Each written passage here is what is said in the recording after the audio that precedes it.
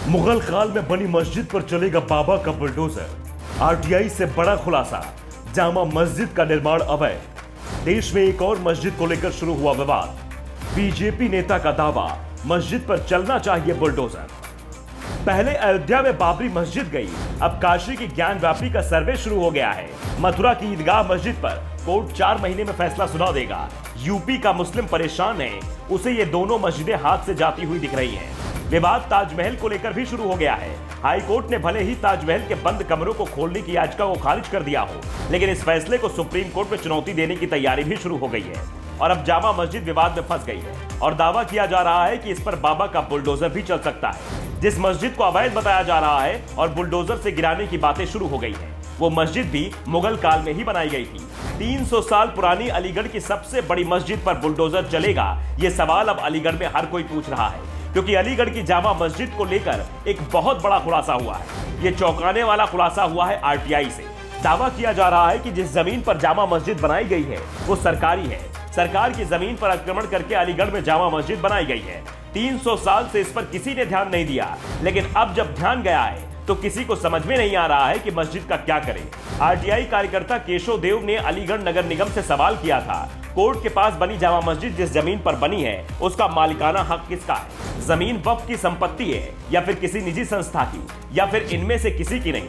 अपने सवाल बिंदुवार जानकारी के लिए केशव देव ने अलीगढ़ नगर निगम के सामने रख दिए और जो जवाब नगर निगम ने दिया वो अब नए विवाद को जन्म दे रहा है। नगर निगम ने बताया कि जामा मस्जिद का निर्माण सार्वजनिक जमीन पर हुआ है, यानी यह जमीन सरकारी है।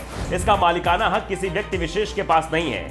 जामा मस्जिद निर्माण के संबंध में कोई अभिलेख नगर निगम के पास उपलब्ध नहीं है। नगर निगम के जवाब के बाद अब केशव देव ने प्रशासन को एक चिट्ठी लिख दी है, जिसमें नगर निगम द्वारा दी गई जानकारी का हवाला देते हुए कहा है कि जामा मस्जिद सार्वजनिक स्थान पर बनी है, ऐसे में यह अवैध निर्माण है। सरकार की जमीन पर अतिक्रमण किया गया है, इसलिए जिस तरह अन्य अवैध अतिक्रमण हटाए जाते हैं उसी तरह इसे भी हटाया जाए। अलीगढ़ में बीजेपी के नेता और नगर निगम की पूर्व मेयर शकुंतला भारती ने भी केशव देव की मांग का समर्थन करते हुए कहा कि आरटीआई में मिली जानकारी से यह साबित होता है कि मस्जिद के नाम पर अवैध निर्माण हुआ है, इसलिए यहां भी उसी तरह कार्रवाई होनी चाहिए जिस तरह अन्य अवैध अतिक्रमणों पर होती है। जामा मस्जिद को गिराया जाना चाहिए, जबकि जामा मस्जिद के मुतवल्ली हाजी सुफियान का कहना है कि जामा मस्जिद 300 साल पुरानी है, इसका निर्माण मुगल काल में कराया गया था। अभी तक किसी ने इस पर आपत्ति दर्ज नहीं कराई थी, लेकिन जिस तरह से पिछले कुछ दिनों से हर प्रदेश के हर मस्जिद को विवाद में घसीटने की कोशिश की जा रही है, उसी तरह अलीगढ़ की जामा मस्जिद को लेकर विवाद किया जा रहा है, जबकि मस्जिद को लेकर किसी तरह का विवाद अभी तक नहीं था। जामा मस्जिद को लेकर भले ही अभी तक कोई विवाद नहीं था, लेकिन अब विवाद को हवा मिल चुकी है। जल्द ही इसे लेकर कोर्ट में याचिका लगाने की भी तैयारी हो गई है।